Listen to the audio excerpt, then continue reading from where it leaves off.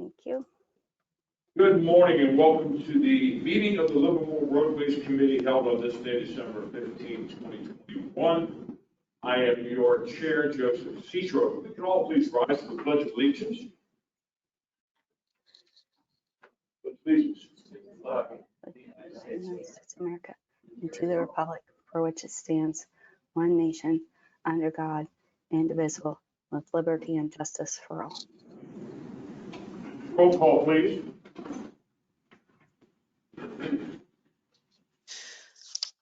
Councilman Citro, Yes. Cal Hardy, Here. Christine Valentin,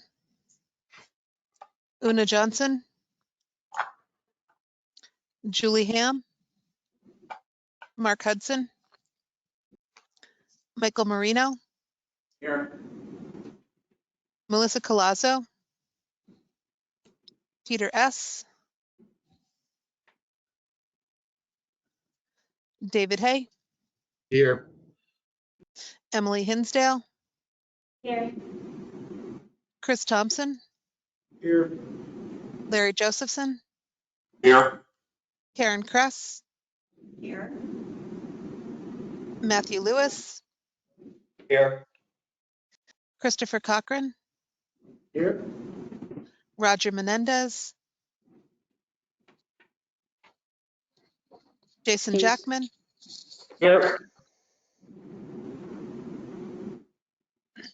Catherine Coyle, She's here, but Chris, could you help me get her entered in the meeting so that I can move her over as a panelist, because she's a full-on member and she's only showing up.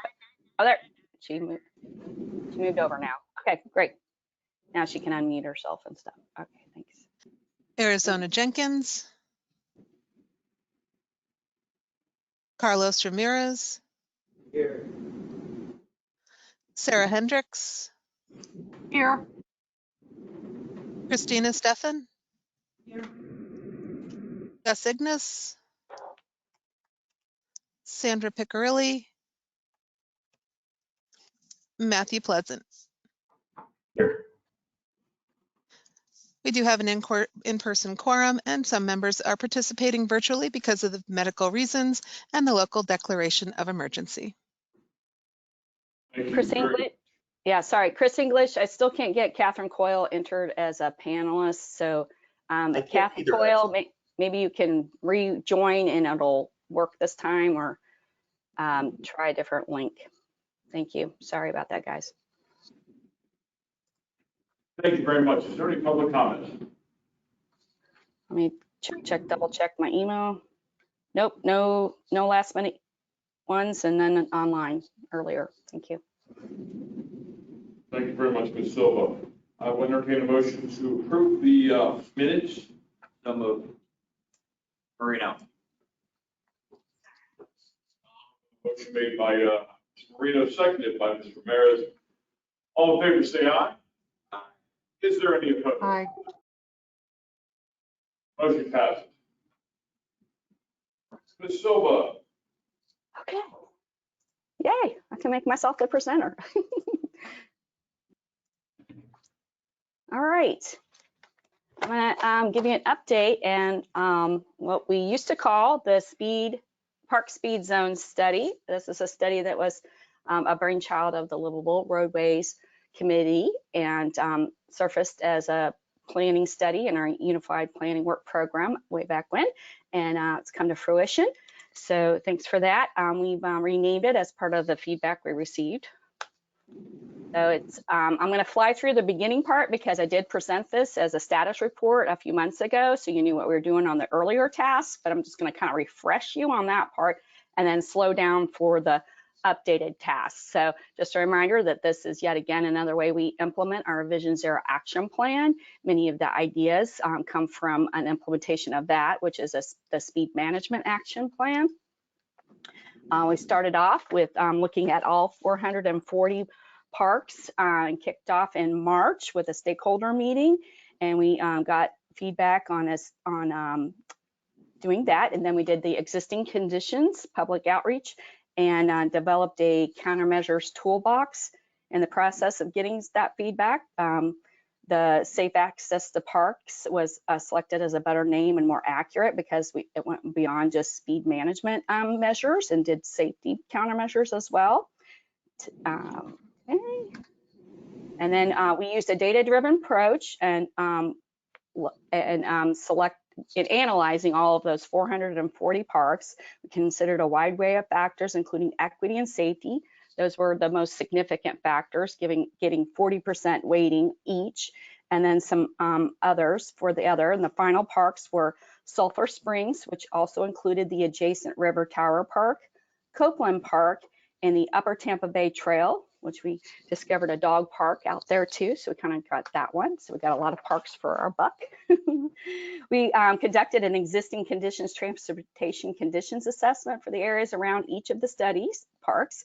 And we looked at all the companion studies like the USF Green Artery Trail, the Fowler multimodal study, etc. And then we looked at best practices related to safe route studies nationwide. We created a web map with all the data, and then we asked for feedback from the public.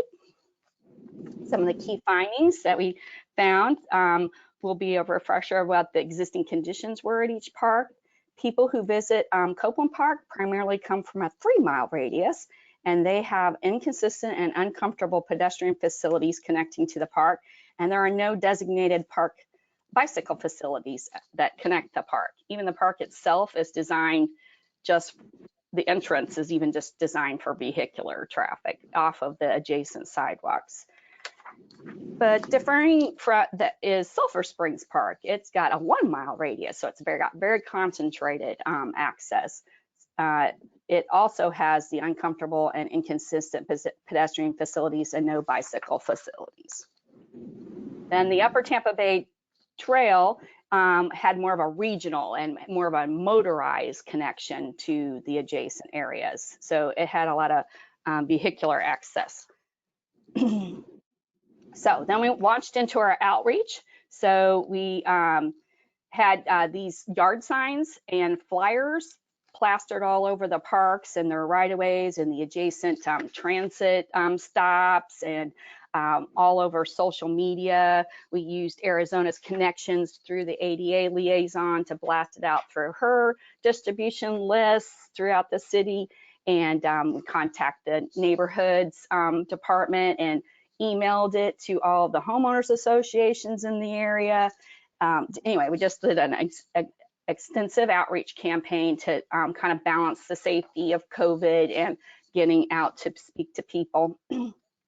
And so part of that feedback was an online map, and then we solicited them to do interactive comments on the map, and then also a typical traditional survey. So then they were asked open-ended questions and some specific ones so we could get their feedback on these variety of parks that we did. So what do we hear? So Copeland, there's a summary of the feedback at Copeland, and there's almost 50 comments received, 44% of them related to people speeding around there, 21% inadequate pedestrian infrastructure, and 10% was about the lack of lighting, appropriate lighting, some frequency of transit being insufficient, etc.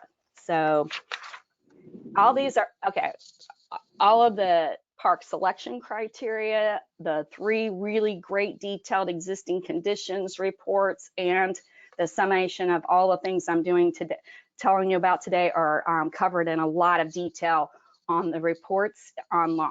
So I'm hitting highlights. For Sulphur Springs, we had 25 comments received through the web map. 16% were related to the speeding, 40% pedestrian infrastructure, 16% lighting, and then a lower 8% for transit, and 16% were the other issues. And then this is an illustration of that mapping tool. And I like to say, especially as our tech, a picture's worth 1,000 words. So people could upload pictures and illustrate what they're talking about with their comments. So I thought that was really cool to show you guys a little example of that tool that we use.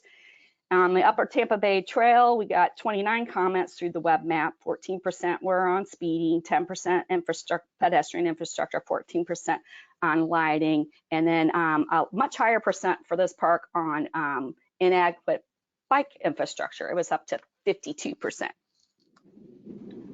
This is just a sampling of all the written comments we got through the survey tool. We asked them, like, how do you typically get to the park? 88 people, total across all the parks answered this question. 14% walk, 42% bicycle, 38% drive a car. We again have the summation of each of the questions in the final report, and those help guide what we recommended. So we also did an in-person public engagement at each of the parks on Friday, October 29th. So we had kind of a trick or treat Halloween theme to try to engage people. We were pretty pleased that we got approximately 20-ish at each park location. Overwhelmingly, the feedback was positive. Each park has its own unique challenges getting people to provide the feedback. So at Copeland, we had people walking around and we had a native Spanish speaker. It's a very large park, so we just kind of, we were at where they were having children come and go. You can see in the bottom left picture here that they had some after school activities. So we try to capture the children's comments and their parents, and they're frequent users of the park, but it's a large park with a trail and active ball fields and stuff. So we sent people all over the park, and it is a community of concern. So we had Spanish speaking people right there in person. At Upper Tampa Bay Trail, it's very long and linear, and we had signs to pick up anyway. So we went out, besides being focused at the trailhead here on the right, you see us right there at the one of the most popular trailheads. We went out on our bicycles and solicited feedback that way. That's when we were like, oh, we hit up everybody at the dog park and the transfer center, Hertz Transfer Center up there. Okay, and in this process, we developed a toolbox. It's a countermeasure toolbox that had 90 countermeasures in 6 different categories, and you see them: bikeways, intersection and roadway design, walking facilities, signals, signing and striping, and then miscellaneous and other. Part of why we had the name changed. You're going to see how we applied them, these different countermeasures, to the parks. And so at Copeland, we we call them fix-it ideas, so that the people, our outreach people tell us that countermeasures toolbox is kind of technical, so we call them fix ideas, and they were developed. So we took those out to the community and asked them. Each of the people were given a whole set of green dots and red dots and asked to rank the different recommendations. So you see a little inset here of our map as it was blown up and large, and they had dots to comment, and then they could give us new ideas with Post-its. And we didn't get any red dots here at Copeland, so that was kind of good. So then we Copeland, we had 21 fix-it ideas, including 9 general ones. 12 were location specific, 2 were bikeway, 5 were roadway design and intersection design, 12 walking, and 2 in the other. So much of it was around implementing traffic calming, reducing crossing distances at intersections, and adding more marked and controlled crosswalks. So the fix-it ideas for Sulphur Springs, you can see, again, we got a lot of new ideas with all these pink Post-its, and then people started putting dots on the Post-its they liked that other people had generated of ideas. So it's really great to go there and work with. Here we had a lot of lifeguards and law enforcement that were present, and so they go to the park every time they work a shift, and so they're very familiar. So they were able to tell us about some drainage issues that weren't present when we visited the park, etc., and some vacant buildings that are problematic that we wouldn't have perceived had we not had their feedback. At Sulphur Springs, we had 21 fix-it ideas, 9 general again, and 12 location specific. This time 2 bikeway, 5 intersection. Oh yeah, pretty much it gets 12 walking and 3 in the other.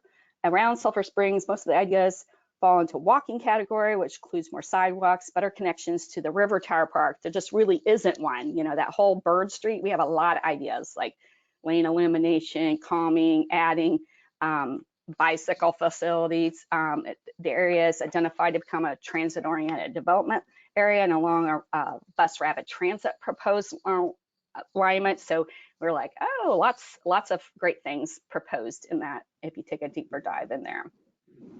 Okay. 2 boards to show all of the ideas on this one because the trail is very long and linear and had a lot of ideas. So this is the north portion of it. And again, you see lots of green dots, no red ones. They didn't dislike any ideas, it appears. And then here's the southern portion.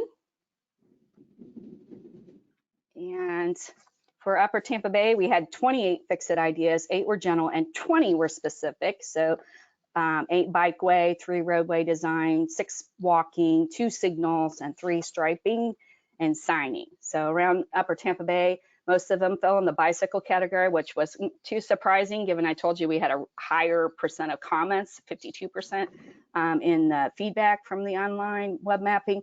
One of the big ideas is to complete the 2-mile gap. There, you know, our northern extents is where that 2-mile gap begins. So, and evaluating and upgrading bicycle facilities and roadway connections to the trail.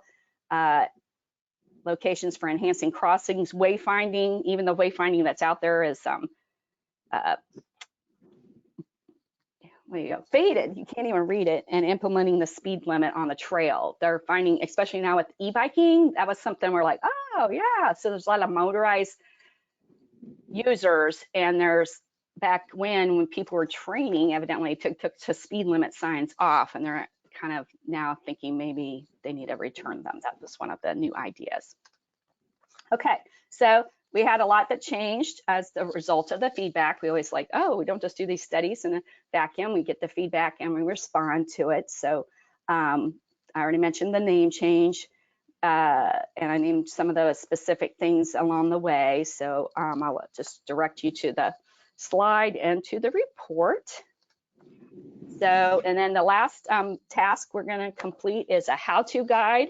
I'll remind you that pilot's in the title of this. It's a pilot study. We did 3 with some adjacent parks, so kind of up to 5-ish out of the study, but there are 440 parks. We've already ranked them in order of safeness. So the how-to guide will be a way to help our jurisdictions take this study and select the next park, do their own existing conditions, refine public feedback again for that specific park, identify the potential countermeasures because we have the toolbox for them, and then ideas on monitoring the outcome. And then this will be, this makes the parks that we did study grant ready, and maybe opportunities for funding then can happen. And then there's opportunities for our partners such as HART and the school district and FDOT to help us implement.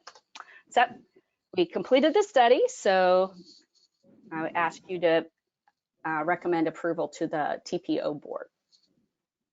Any comments or any questions? Yes, Mr. Green. Thank you, Lisa, for the presentation, and thank you everyone who's worked on this and thought this was a good idea in the first place. I just want to note, and actually the slide that you just showed, the Van Dyke Place at Sitka, Nebraska, that's an entrance to a park right there.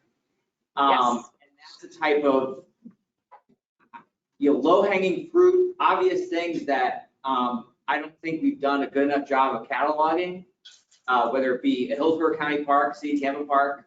I don't know too much about Plant City or Temple Terrace, but I'm sure they have issues like this as well, where you look at something like this and just go, is this really the best way to have this entrance?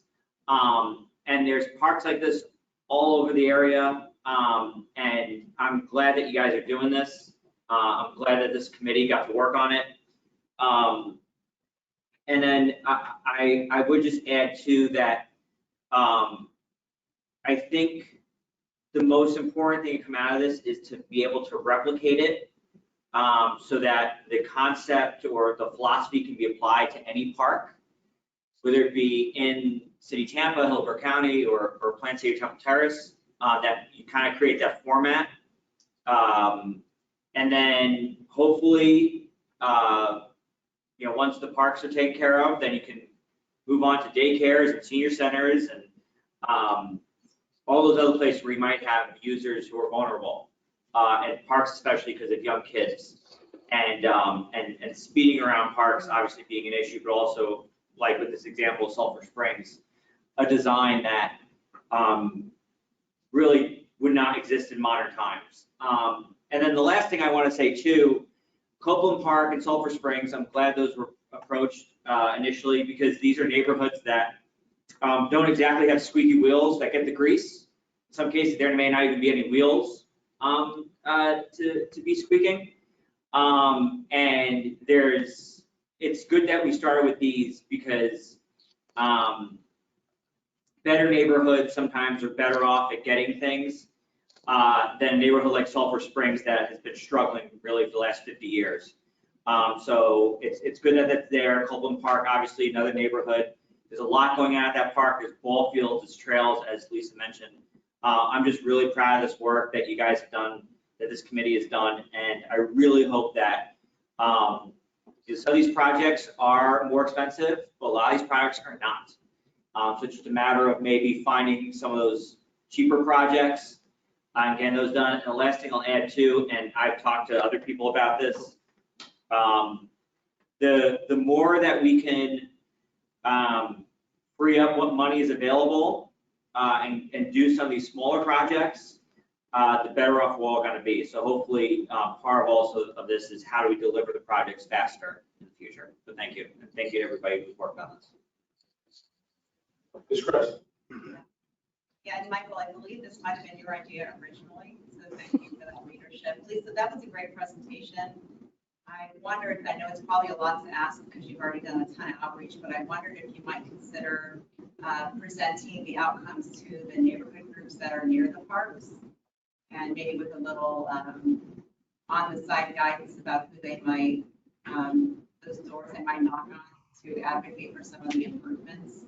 To kind of, to Michael's point, they might just not know, but they can just call someone on the city council and complain about it. Yeah, that's a good idea. We could definitely reach out and offer again. Mr. Copeland. Yes, thank you. Thank you. It's a really great presentation from. For those of you who don't know, I'm working at HART. We have been working on a Tampa arterial BRT between downtown and USF on Florida, and kind of to build on what Michael said. In particular, we look at like Sulphur Springs, which is right adjacent to that. As part of the arterial BRT project, we identified a whole slew of small safety-related projects that could be done in the corridor in terms of accessibility improvements, pedestrian and bicycle. And I think anywhere there's an opportunity to leverage some of the work that we've been done that might further whatever concepts and ideas you have, that would be an opportunity to, further whatever process to be able to make improvements to some of those areas that really need it. So, I'd certainly like to offer any assistance in providing some of those recommendations that have already come out of that study and what will be coming further out of the study as we wrap up our PD&E from that. That's great. It is referenced that you guys are doing that, and I thought that was great that the consultant caught that before I had to tell her that along there, because you are just a block off. So, but I'm writing it down because we probably need to circle back and see if you guys have refined or tweaked anything that we need to mention by specifically in our fix-it ideas. We definitely had that coordination early on in the existing conditions analysis. So good, thank you. Yay. Mr. Thompson. I think everything I would say has probably already been said, but I just want to reiterate, thank you very much for tackling 2 of our parks and getting this information. I think it's invaluable, and I can't wait to give it to our grants team for 2 grant-ready park sites, because they do need some assistance and they need improvements, and that's our goal always, is to make it accessible and inclusive, but not just accessible, safely accessible. So I think I look forward to implementing this and then replicating in other parks. So thank you. Thank you. And Chris Thompson's colleagues participated in this, and they are going through a master plan update for all citywide, for all parks. So they were like going to take the information and cross. We studied their thing when they were kicking it off, but they were pretty early on. But now that they're getting farther along, they're going to take this. So I thought that was really great collaboration, and I was glad you guys were willing to share the documents with that consultant team. Mr. Harding. Just real quick, the one picture here is part of our Green Artery Trail connection, but also Van Dyke Place used to be the terminus of the streetcar. So they had a little bridge that ran parallel to Nebraska. It was across the Hillsborough River right there, just to show you the extent of our past streetcar. Oh, okay. Not that what we're proposing is a problem, you're just FYI, right? Okay. Interesting. Yeah, we can reserve. Many years back. Okay. Mr. Ramirez. Yeah, great report. Thank you so much for doing all that work. I'm actually looking forward to that how-to tool. We have some parks in West Tampa that we are looking to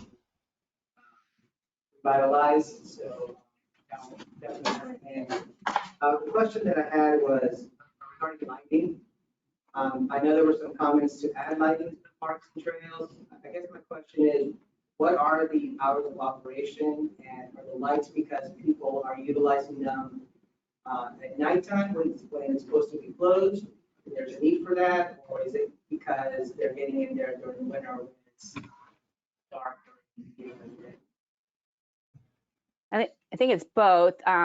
Getting to and from the park is, kind of the primary focus, but yes, some probably were commenting for use of the park, but some of the parks, their posted hours are dusk to dawn, so they don't want to illuminate the park too much and make it too tempting to use it outside hours. So definitely the recommendations have to balance with the parks department's recommendations and what works for them. Definitely the lighting idea is getting to and from safely as so that's a good thought there. Definitely, I understand. I just didn't know if there was a need, if there was a shortcut for people who don't have vehicles to use the park to get to where they need to, or whatever. That is the reason Right. why I'm asking for lighting inside, because they need that route that we might want. But that's, like you said, it's balancing. Yes, because we had one individual that actually lived in the park, and so he wanted it to be lit, but I'm not so sure that the park ranger wanted that for that particular purpose. But then also some of the lighting ideas, since we put that in the survey on purpose because we don't usually visit the parks at dark, so we wanted to have the citizens tell us if there was lighting problems. We don't always visit the parks when it's a downpour either. We don't always catch the timing, so that's part of why our stormwater questions are in the physical questions. But with the lighting, maybe if it is super popular and everybody's wanting to use it after hours, after the current posted hours, and given time changes and everything, they might adjust their policy and then just have security available on the parks if they're wanting to be used in hours when the lighting would be needed and necessary. I do know, for example, that there was a part of Upper Tampa Bay Trail was allowed for the students to use, even though technically it was before dusk or after dark. because it was an access for entire huge neighborhoods to get over to Alonzo High School. And all they needed was permission to walk on that little snippet of the trail to get there. Otherwise, the school district had to bus all those students because technically they weren't allowed to use the trail, even though they were using it anyway. So then we got an adjustment to policy because of that one back when. So yeah, there are opportunities to change policy, but we'll provide all this, and then it's up to the Parks Department. We're proposing fix-its off facility when it's appropriate. Mr. President. Just, by the way, I think we should celebrate the fact that we have 440 parks.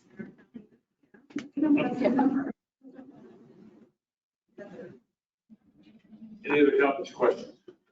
I just want to add, I want to thank Karen and Emily, because they helped very much. Karen was actually the one who said, well, actually, we have a senior zone that already exists on the books. And then Allison and Gina with the MPO, as well as Lisa, they did a lot of research. There are versions of this all around the country. And it's a lot of times it's focused on children, which is why it's schools and parks for the most part. But as we grow as a community and we have more traffic and more people, we have to worry about this stuff. And a lot of the stuff is pretty basic stuff. Sometimes it's speed, sometimes it's changing geometry, but a lot of times it's sometimes just paint and lighting. The last thing I'll add with the linear parks especially, I don't think we've done a good enough job of considering them to be transportation corridors. Lisa brings up the example of Alonzo High School. We have a situation right now, Councilman, you may know about it, with the Skyway Trail and people using that to access Rocky Point from transit routes. But there's plenty of places all over the city where you have a park or a linear trail or a linear park used as a transportation mode. And thinking about those more often as a way for people to get to work or school, I think would help us change our perspective a little bit on when these projects should be completed, as opposed to them just being looked at as recreational facilities. But thank you everybody for working on this. And then I did notice in the chat that Larry Josephson asked if the study could be forwarded. I will remind everybody that all the pieces of the study are on planhillsboro.org park study. So they're quite large, so I probably will not follow up, but I might send you or might remind the committee with the link. It's also in the write-up. The link it takes you right to the web page, and then at the bottom are all the documents of the web page.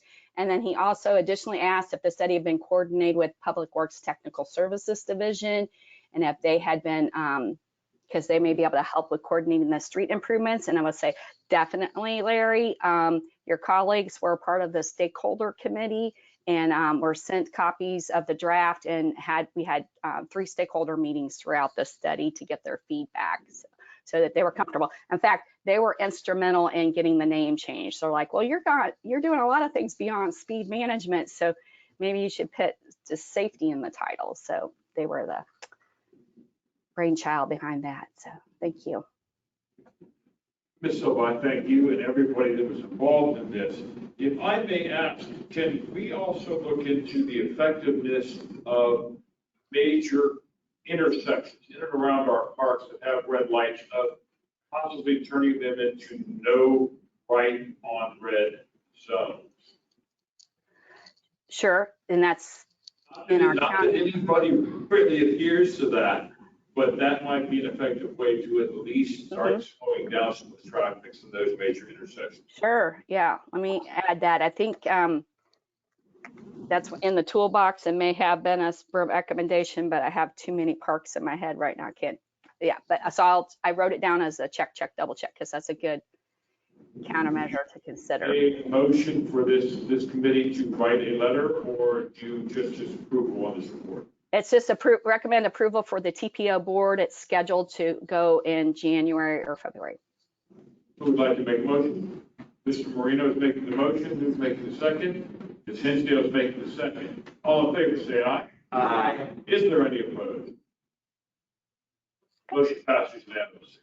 Again, Ms. Sulphur, thank you very much for this excellent report. Thank you. I'm switching Who it do we over. have up next? Do we have Mr. Shaw with us? No, the next item on the agenda is Frank Hall. Okay, I'm sorry, I thought we had. It says that we had something, but please proceed. This is the agenda. Okay, well, wait, I'm showing Frank, so. Yeah. Good morning. I'm not sure I'm in the right sequence here, but I'll take it if I'm given it. Good morning. For those of you who don't know me, I'm Frank Hall. I am working with the city's planning department, and I'm here today to give you a little status update on our neighborhood commercial district planning program. I'd like to thank you for allowing me to speak today. I've worked on a number of various corridor plans in a number of cities throughout the country. I enjoy going out to communities and meeting with residents and helping them address issues. So this neighborhood commercial district planning program is kind of near and dear to my heart. So I'm going to give you a quick overview of what we've been doing here. The origins of the program stem from a city council motion way back, I believe, in September of 2019, and requested that the staff work with planning commission staff to develop a neighborhood commercial plan district plans, with the hope that eventually these approaches could be compiled and developed, and we can use them to develop district plans for each council district. Here's just a listing of the number of the outreach and engagement team members that we involved in this process. It was a pretty involved process. We had a number of different outreach sessions, both in person, online, and over the phone. And they were for both of these projects. One was for Palmacia and Main Street, and they were both pretty in depth. I believe we had up to 20 different sessions, and then individual call outs through this entire process. When you look at neighborhood commercial districts, we tend to think of the concept of a main street commercial economic hub, so to speak. But most successful economic hubs and corridors have a sense of scale that allows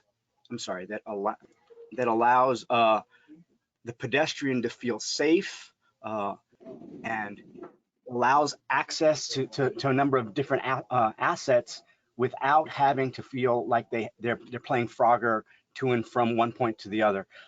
Again, we're looking at all these are a number of different corridors that are successful throughout Florida, and we've got down at the bottom right, I believe, that is actually here in Tampa. You'll notice that the scale of the buildings, the distance separating the buildings from the street, they're fairly standard in the sense that they allow for a lot of pedestrian access. It's important that we consider these types of things for not only for ease of access, but for safety purposes. The two pilot projects that we began this with were very different projects, so to speak. One was in the Palmacia area, and the other one was on Main Street, West Tampa and South Tampa. The demographics were very different. The concerns of the community were very different as well. For the purpose of this particular presentation, we're going to focus on some of the issues that we encountered in Palmacia, but again, a lot of these elements can be applied to every corridor that we overlay. When we look at a successful corridor, we're looking at a number of different items. We're looking at obviously economic prosperity, but more importantly at this point, we're looking at safety, walkability, and access. When we talked to the members of the community in Palmacia, we had a number of different concerns. First off was the through traffic, obviously, and as you see at the bottom right here, or on the right side, is pedestrian access. The sidewalks were not accessible in many parts, and they weren't wide enough along most of the corridor.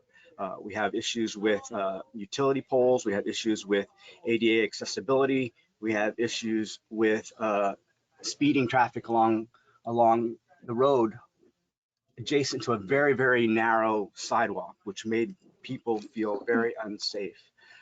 When we did the community engagement, we sent out study teams, planning commission, and I walked along with a couple members of the planning commission to take a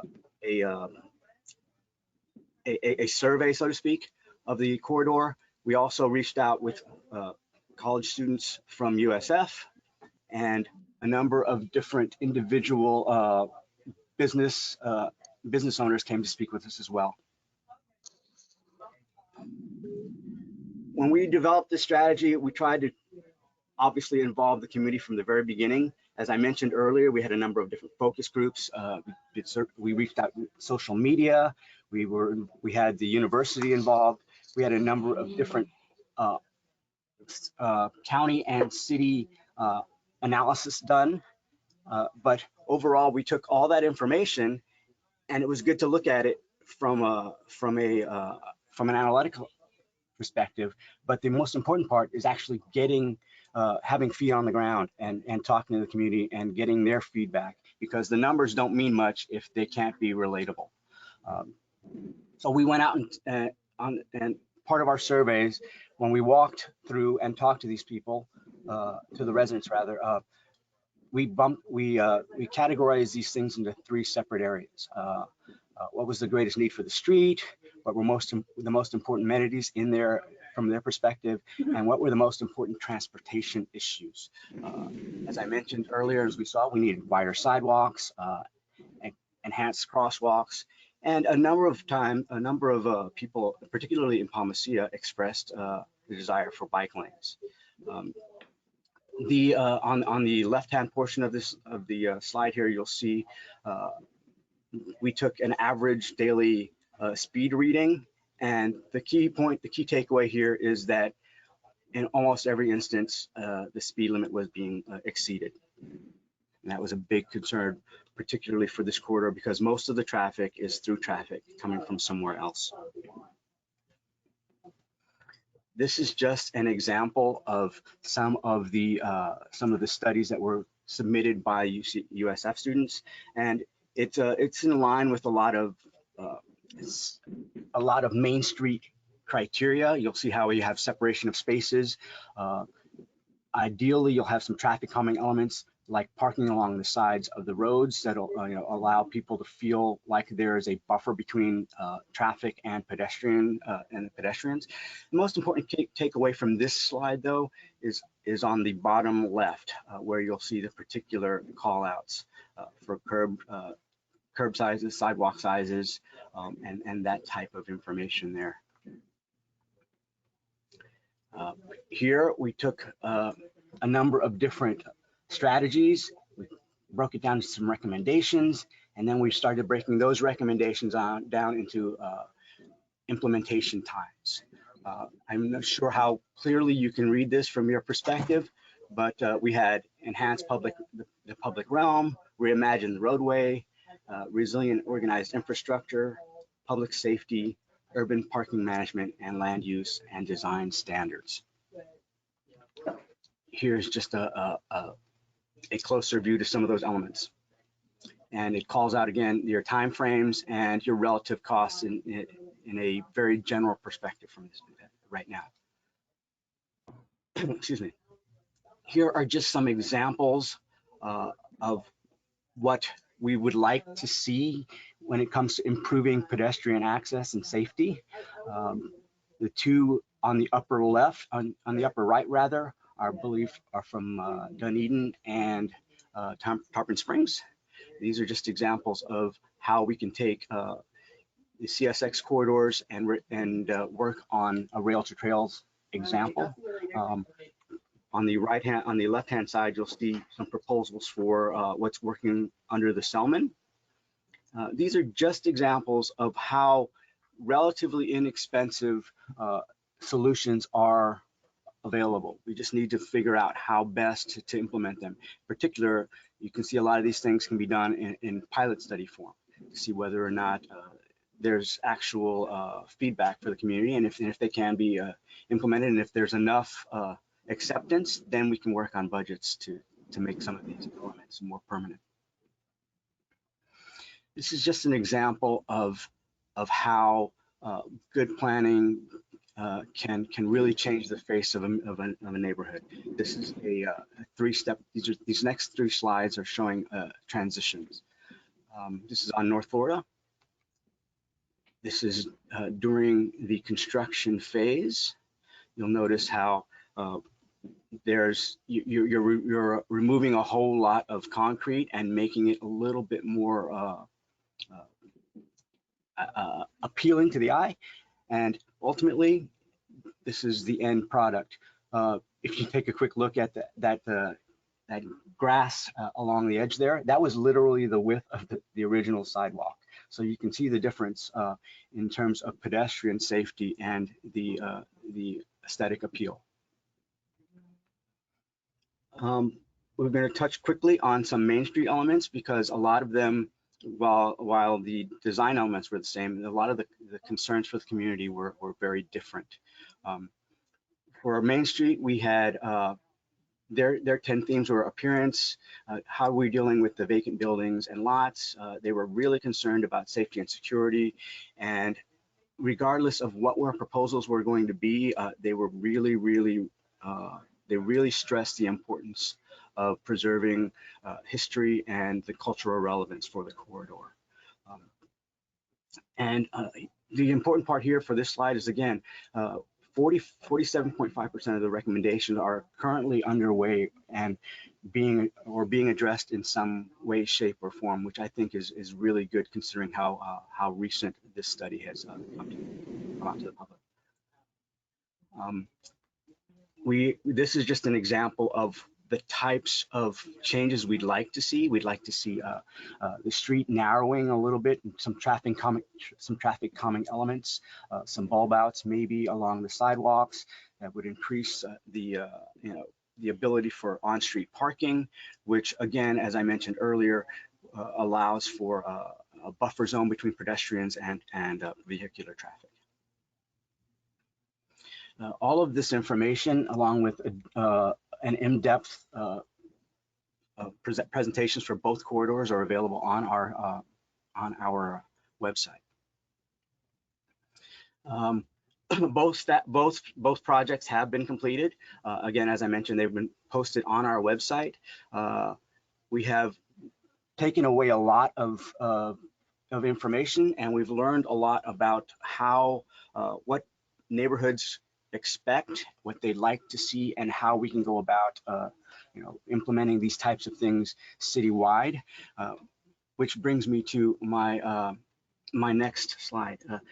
The next study location will be on 15th Street.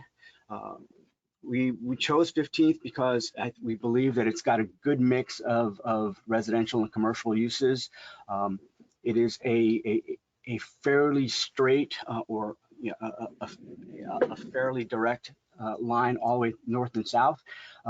It's got good bones. It's got good facilities in terms of sidewalks, and we do see that even though there's a lot of vehicular traffic, as you get closer towards the south end, it becomes much more residential. So we can use these elements and compare and contrast to see what works and how best the transition would work for not only for this corridor, but for other corridors along the city.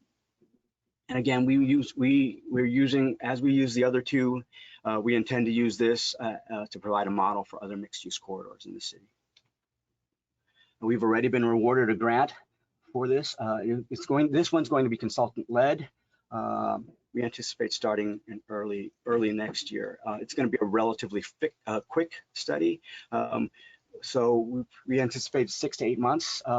So I believe that I'm really excited about the corridor. I'm really excited about how this process is going to continue. So I think that I'm really glad that we're able to continue on with this. Do you have any questions or concerns? Comments, questions? Yes. Please. My name is Christina Sutton from PIA. Thank you so much for the findings here. Really appreciate your work and the team's work on this. I'll definitely be taking back the policy study findings to my colleagues in the planning department. It's a no-brainer for us to beautify that part of the underpass and do something that's great for the community. So thank you for kicking ahead and already giving us the suggestions that the community needs, and we'll keep going from there and look forward to collaborating further with you. Good presentation, Frank. I would just encourage you to consider adding heart to your team of agencies if you haven't already. I'm pretty familiar with the 15th Street corridor, and I know it's also, maybe the Route 9. I forget the exact route number right now, but I think it's an important transit corridor as well. Any other comments? Ms. Hinsdale. I got to participate in the policy study as a stakeholder, both as a resident and through sidewalk stoppers, since there are multiple schools that use Bay to Bay. I know that this particular study was conducted during our fun COVID era, but I would encourage you to, in the future, replicate a lot of the stuff that Lisa did in terms of community engagement, that being out on the actual street and meeting with residents and giving them some options to weigh in. It was all done virtually. I'm assuming that's something you'll transition to more in person as is allowable, but I thought Lisa's park study provided a really good example of how to do that. I agree. I would prefer to spend more time meeting face to face. Again, these circumstances were a little difficult for everyone. I believe that any studies in the future are going to be a lot more in person, and they're going to involve the community a lot more. I have something if the committee's done. Sorry. Frank, when you're asking for ideas for future areas, and I know the green artery, I think all those segments have been identified and just kind of hold on to as budgets allow building. So I wonder if you could collaborate with what the green artery segments would be. I think it might be helpful to advance that project. Not really an account. Yeah, we've talked about Palmetto Beach.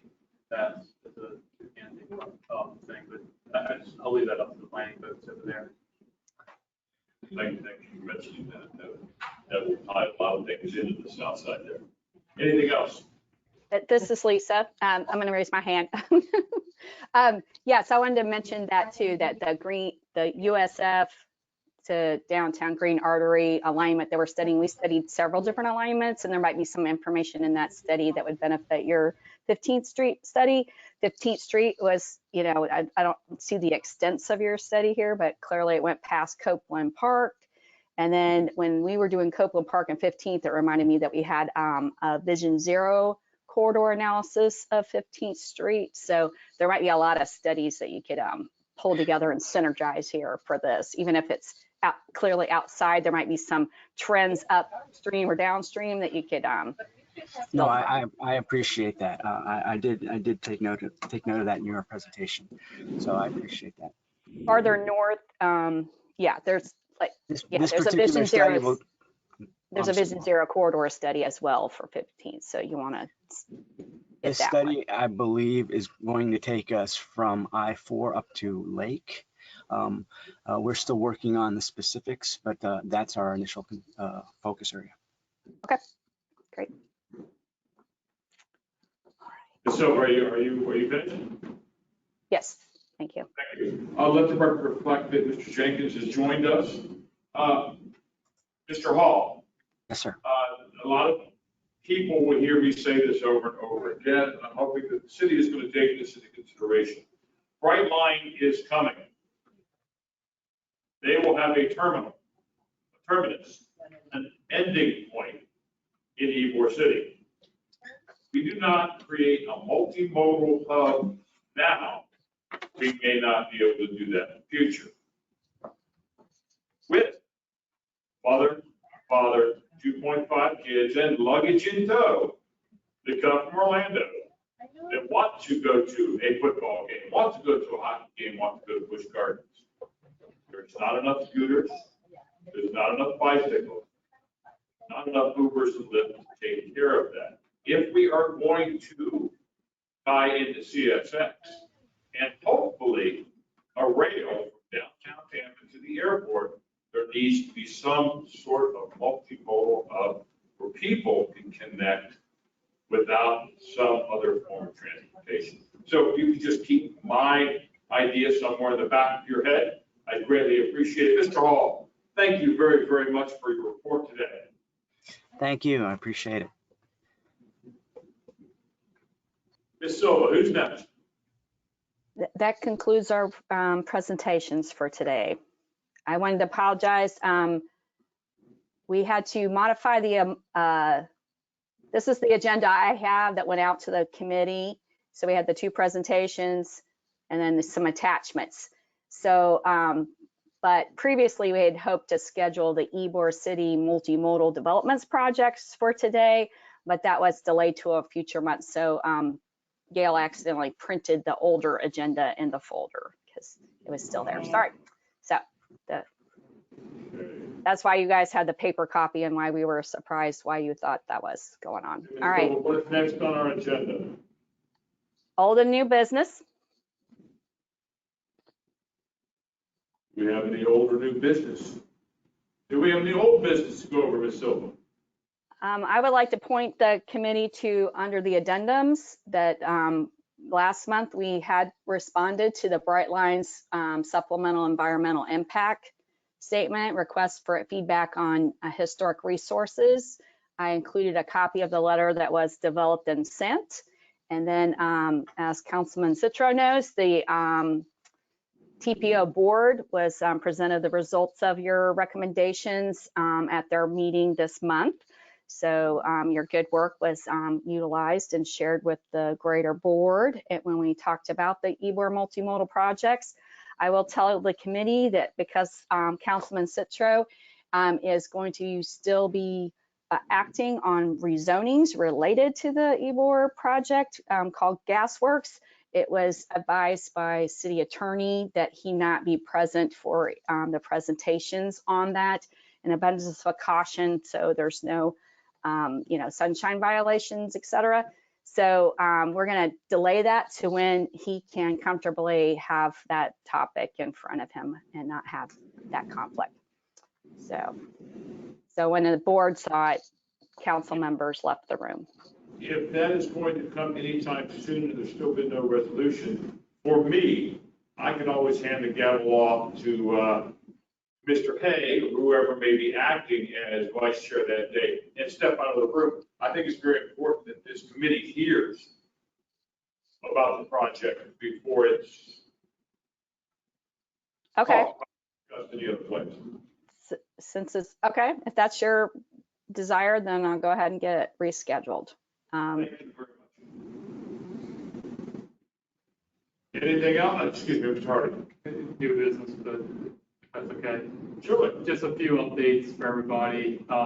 January are finishes for our Columbus Drive project and our Green Spine 3A, which goes from Nebraska to 7th, and then the 3B and 3C should start construction probably. You'll probably see people out there in November. So in about a year and a half, we'll probably have the Green Spine all the way up to a skating pool.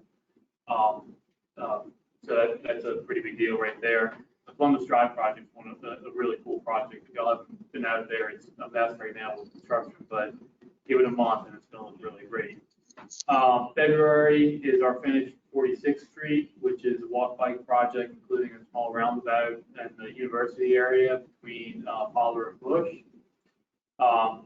Our West River Build Grant, the West River Connection Project. By early February, we're going to need to get all comments wrapped up. We'll start sending out tweets and stuff like that to make sure that people are able we'll be continuing our public engagement efforts on that. And we'll, my heads up to you, Lisa, on getting that all in. But the importance of getting comments in early on this project is that it's a design build. So what's in the RFP is what gets built, and that they design it off of that. So we need to make sure that everything's out there for the design build team to know. I have to start thinking in months in advance. I'm not used to that. So January public meetings that we have, Manhattan Avenue at Interbay. It's a small intersection project that includes a trail connection and widening for the entrance to the base, but it should improve operations of that intersection greatly. Rocky Point Drive, south of the Courtney Campbell Causeway, we're doing a project there that's already designed. We just need to get we have some right-of-way acquisition that we need to take care of. We're waiting on survey. Interbay Boulevard, we have our public meeting to go over the feasibility study. This project, that's on January 19th. Sorry, Rocky Point Drive. Manhattan Avenue is January 11th. Rocky Point Drive, January 18th. Interbay Boulevard, January 19th. We're going to be very busy. Interbay, it's a feasibility report that will produce the actual project. So we don't have a project program now, but this will be kind of produce the ideas and give us funding scenarios about how to go after an actual project there. El Prado Police Streets Project, January 25th. And that's a big one. That's one that we haven't gone to design yet. We're front loading our community engagement so that we make sure that we can expedite the design after we get all the information from the public. It's kind of how we're going to model, how we've been modeling our community engagement recently, and it works a whole lot better than coming to people with a 60% design. And then sometime in February, the Sulphur Spring Safe Routes to School project, we'll be scheduling a meeting for that as well. And that's all I got. So I'm sorry for the information download, but just wanted to get that out to everybody. Thank you very much, Mr. Hardy. The wonderful things the city of Tampa is doing and starting, and the outreach is in my opinion, fantastic. Anybody else? Arizona. Okay.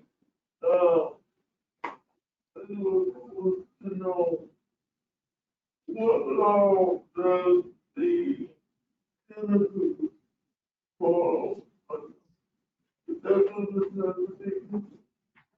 Dinner cruises? Is that under transportation, Ms. Silver? I didn't understand that. Say it again. Dinner cruises such as the Starship? Is that under transportation? The Starship cruises are a private water transportation. It's not something that we have overview of because it's not public. I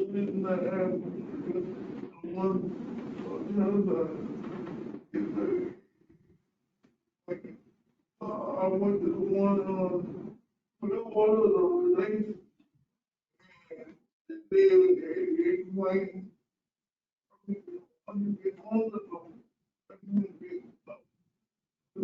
To the upper decks. Is there? Apparently, for what Ms. Silva is saying, that that's a private entity.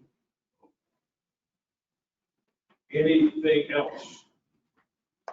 Ms. Silva, anything you'd like to add before we? I will just, because some committee members asked, I will show you that I'm on the planhillsboro.org park-study website, and you can see that we talk about the park study. And then down here under documents, you'll find all of the ones that different members have been texting me requesting from the whole history, including blow-ups of the maps showing all the ideas. And so, and then as they get updated, they'll move from draft to final format here. So we always keep them on the website, so you can go sneak around and look at them all you want. But that concludes it today, and wish everybody happy holiday. Yes, happy holiday, Merry Christmas, prosperous New Year to all of us. And if I hear no objection, we're adjourned. Thank you. Thank you.